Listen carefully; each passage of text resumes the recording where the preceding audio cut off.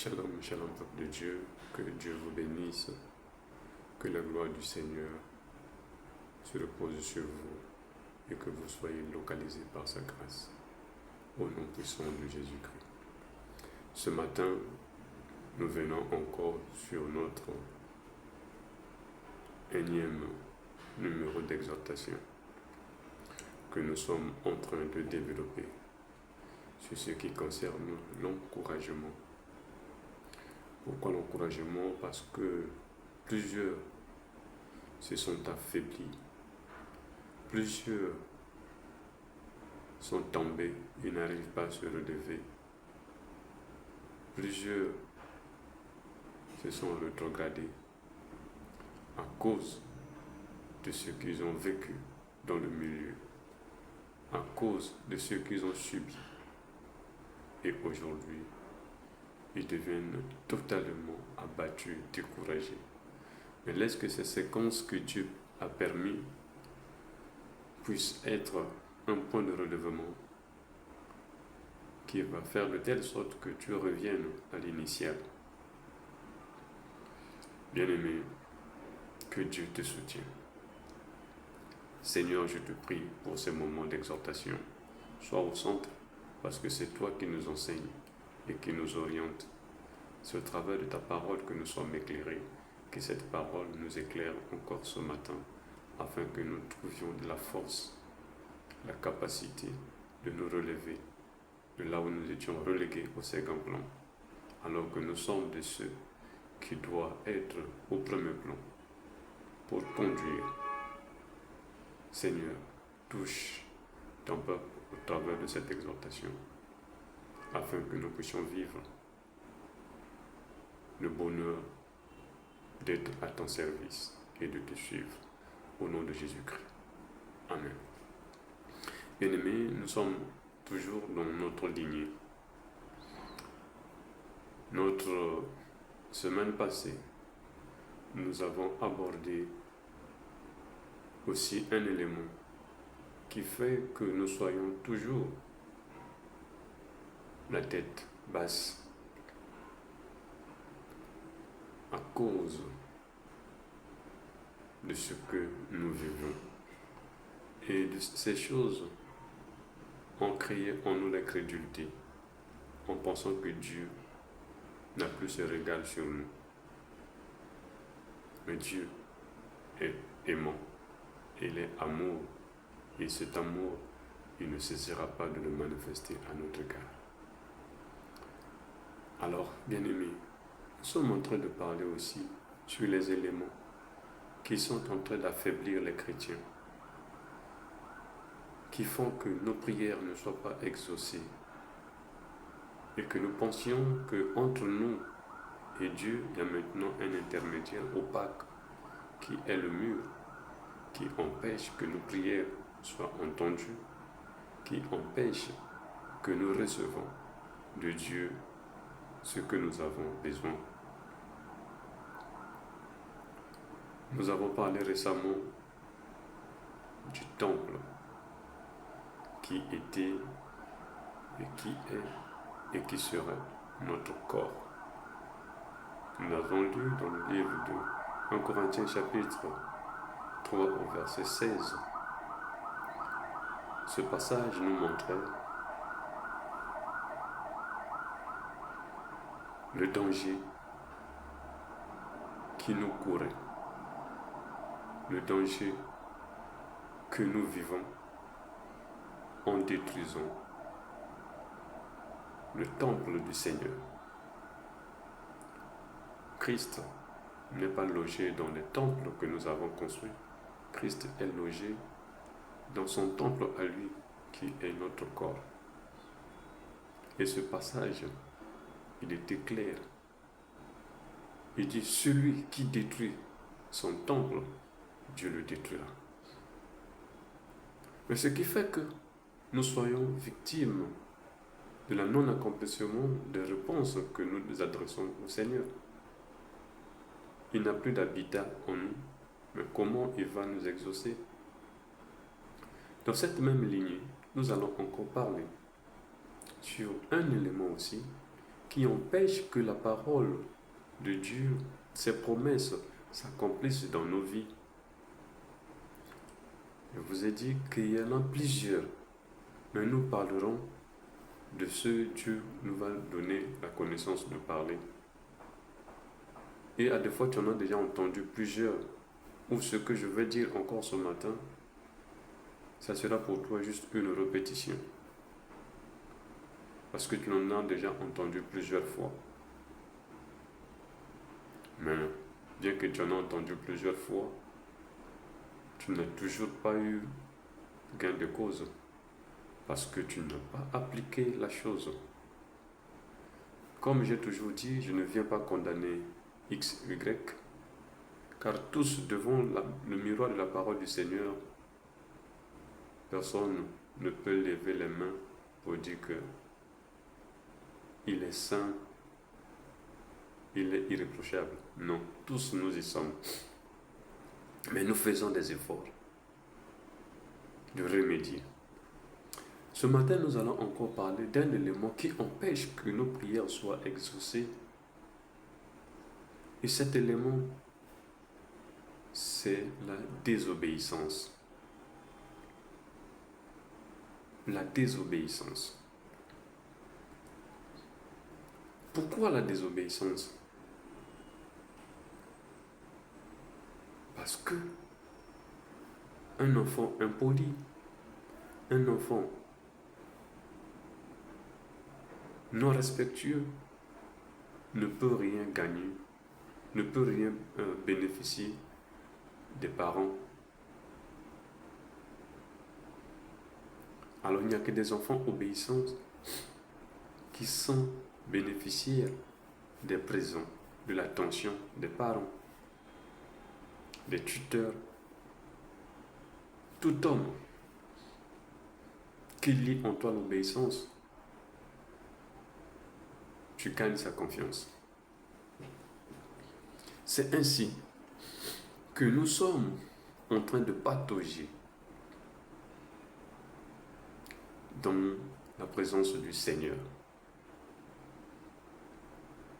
La désobéissance empêche que nous puissions voir la main du Seigneur. Mais l'épine de la désobéissance, c'est quoi? Ce sont tes pratiques à toi que tu fais. Ta manière de marcher devant le Seigneur. Ta manière de faire devant le Seigneur. Mais le Seigneur envoie sa parole. Il dit, laisse ce que tu fais. Mais comme tu trouves que tu gagnes, c'est ton gagne-pain. Pain. Tu dis, ce qui dit ça, c'est pour les autres, c'est pas pour moi. Moi, je ne peux pas laisser ça. Si je laisse ça, comment je vais faire? Et voici, tu t'orientes directement dans la ligne des enfants désobéissants. Mais chaque matin, tu fléchis les genoux. Chaque midi, tu fléchis les genoux. Chaque soir, tu fléchis les genoux. Mais le retour de tes efforts n'aboutit à rien parce que tu n'obéis pas à la voix du Seigneur.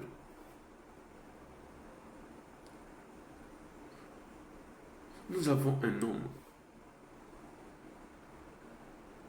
un patriarche,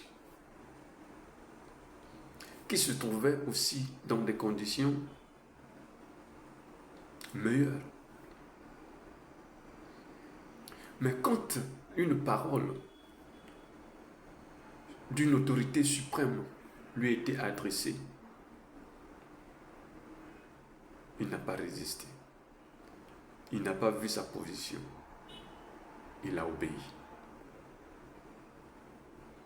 La Bible nous déclare dans le livre de Genèse, chapitre 12, le verset 1er. Nous lisons cette séquence. L'Éternel dit à Abraham, va-t'en de ton pays, de ta patrie et de la maison de ton père, dans le pays que je te montre. Mais tu peux lire ce passage-là. Tout. Tu verras que cet homme, dès qu'il a reçu cette recommandation, la Bible ne nous a pas dit quelque part qu'il a créé un dialogue d'opposition. De chercher à comprendre pourquoi tu veux que je parle. Pourquoi ceci? Il n'a pas créé des débats. Il a simplement obéi. Il a simplement obéi. Il est sorti. La Bible nous déclare qu'Abraham n'est pas sorti les mains vides. Abraham est sorti avec des travailleurs. Ça veut dire qu'il était un homme riche.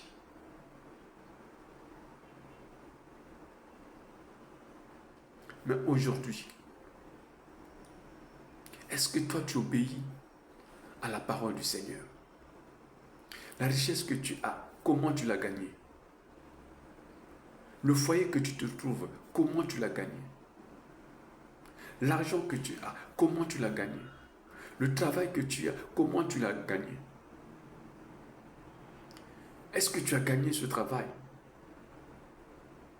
par l'option de la bénédiction réelle du Seigneur ou tu avais court-circuité? Ou tu avais placé le pot de banane aux autres?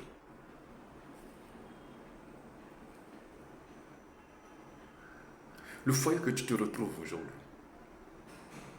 tu as connu cet homme au travers de ta meilleure amie, mais tu as court-circuité.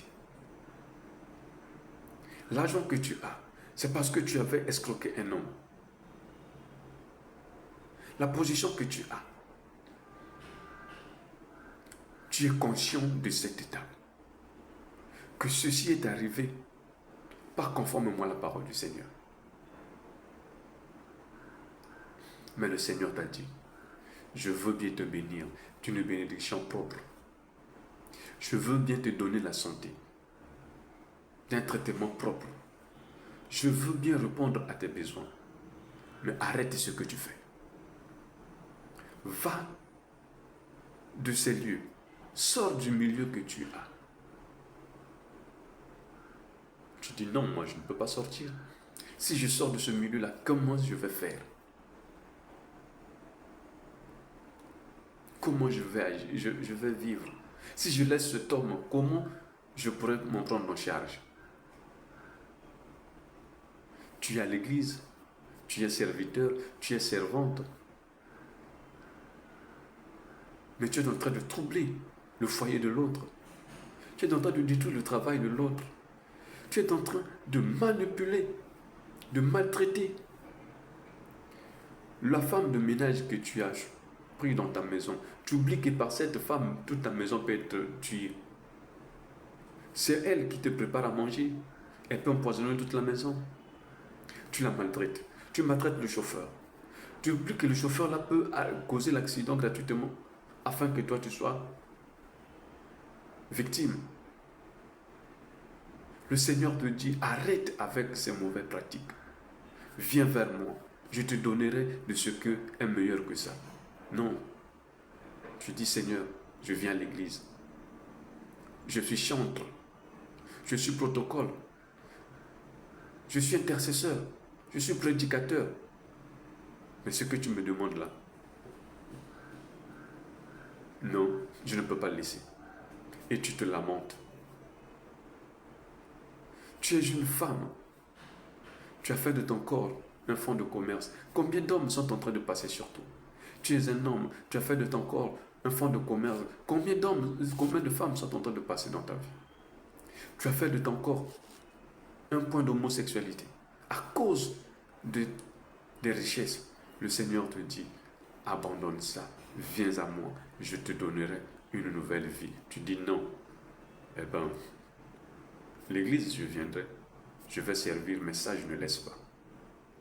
Bien-aimé, la désobéissance est l'un des éléments qui causent le tort dans la vie des hommes. Mais ce matin, Dieu te dit, donne ton oreille à lui. 1 Jean 3, verset 22 nous dit, nous recevons de lui tout ce que nous demandons, parce que nous gardons ses commandements. Bien-aimé, si tu n'as pas les commandements de Dieu en toi, ce que tu es en train de faire dans l'église, ça c'est le Matthieu vu. Ce que tu es en train de faire voir aux hommes que tu es servante, serviteur, fervent, fervente. Ça, c'est devant les hommes, mais devant Dieu, tu n'as rien, tu n'es rien, parce que en lui, tu n'as pas sa parole, tu n'as pas ses commandements. Celui qui obéit à la parole du Seigneur sortira toujours vainqueur. Même si les débuts peuvent être difficiles, même si le trajet peut être plus ou moins compliqué, lui qui t'a appelé, qui t'a demandé de sortir de ces milieux-là, il sait ce qu'il a préparé pour toi. Le problème, obéis à la voix du Seigneur et tu verras le miracle. Tout ce que tu es en train de chercher. Obéis d'abord à la voix du Seigneur. Qu'est-ce qu'on t'a prêché? Qu'est-ce que tu as entendu dans des prédications? Qu'est-ce que tu as entendu dans des chansons qui t'ont interpellé? Qu'est-ce que tu as vu dans des songes que Dieu t'a interpellé? Mais tu es resté incrédule. Dans ton incrédulité, tu es tenté d'accuser que Dieu n'agit pas. Bien-aimé, ce n'est pas le problème de Dieu, c'est toi. Ce n'est pas Dieu. Le Saint-Esprit est mis à ta disposition. Il est en train de frapper. C'est dit dans le livre d'Apocalypse. Voici, je me tiens devant ta porte, je frappe. Si tu ouvres, il va entrer, il va souper avec toi. Vous allez partager la même vie. Parce que tu es son temple. Mais il est devant toi, il frappe, toi tu n'ouvres pas. Tu fais semblant devant les hommes. Bien-aimé, tu peux tromper les hommes, tu ne pourras pas tromper Dieu. Ce matin, Dieu t'interpelle. Obéis à tout ce que tu as dit et tu verras sa main sur toi. Tu verras l'accomplissement de tes promesses. Tu verras l'accomplissement de tes demandes. Il va te les donner. Tu viens à l'église, mais au fond de toi, tu es vide. Tu n'as pas le commandement de sa parole. Tu n'as pas ce commandement. Comment tu vas recevoir? Car nous recevons de lui tout ce que nous demandons. Mais la cause de cette réponse ou de ces réponses, c'est avoir en soi les commandements qu'il a prescrits. Mais est-ce que tu as le commandement que Christ a prescrit sur toi?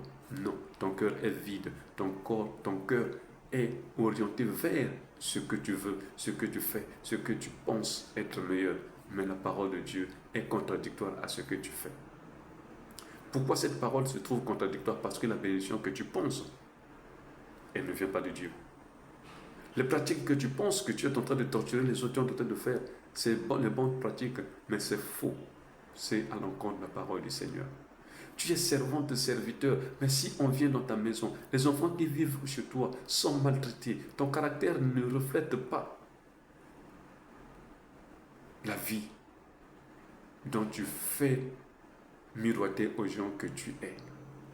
Une chrétienne, un chrétien, un serviteur, une servante. Tes comportements, ta manière de faire. Les païens t'ont déjà mis sur la balance. Tu ne pèses pas, tu es léger. Parce que tu n'as pas les commandements. En soi, bien-aimé, Dieu nous aime. Raison pour laquelle il nous parle chaque fois. Il veut que nous ayons ce socle. Parce que celui qui a le socle, le commandement de la parole en soi, son oreille est attentive à la voix du Seigneur. Ce qu'il fait, pensant que c'est bon, mais quand la parole du Seigneur vient frapper, il regarde sur le miroir et dit non, j'étais dans le faux, il laisse. Comme Paul nous l'a dit, que tout ce qu'il trouvait comme gain, aujourd'hui le voit comme la boue. Regarde en soi, qu'est-ce que tu penses que c'est un gain, mais qui devant la parole du Seigneur, ce n'est que de la saleté. Le Seigneur nous interpelle tous. Que tu sois affecté par cette parole, au nom puissant de Jésus-Christ. Seigneur, bénis ma vie, bénis mon frère, bénis ma soeur, tous ceux-là, ô Dieu, qui se sont éloignés de toi à cause de la désobéissance. Père, retiens-nous et ramène-nous dans la droiture. Laisse que cette exhortation puisse briser les rocs, puisse briser les pierres, puisse briser les épines qui avaient pris place dans nos cœurs, l'incrédulité qui avait pris place dans nos cœurs, la désobéissance, afin que nous puissions nous soumettre à ta parole, afin de vivre la grandeur de ta vie, au nom puissant de Jésus-Christ. Bien-aimé, je déclare ta vie doit changer maintenant. Dès que tu prends la décision d'obéir à ce que Dieu t'a parlé ce matin. Prends seulement la décision, comme notre patriarche Abraham, qui avait pris la décision d'abandonner ce qu'il était autour de lui pour s'orienter vers ce que Dieu dit. Ce que Dieu te demande de faire, il y a des merveilles devant. Mais ne regarde pas le départ, regarde ce que Dieu a placé après ton départ. Prends l'engagement d'abandonner tout et faire ce que Dieu te demande au nom puissant de Jésus. Et tu verras le miracle s'accomplir dans ta vie. Et tu viendras témoigner le Seigneur. Et ceux qui seront autour de toi vont témoigner aussi le Seigneur au travers du changement qu'ils vont voir dans ta vie. Que Dieu te bénisse. Je suis votre frère, l'évangéliste Jimmy Géry. Je réponds au 05 555 55 96. Que Dieu vous bénisse.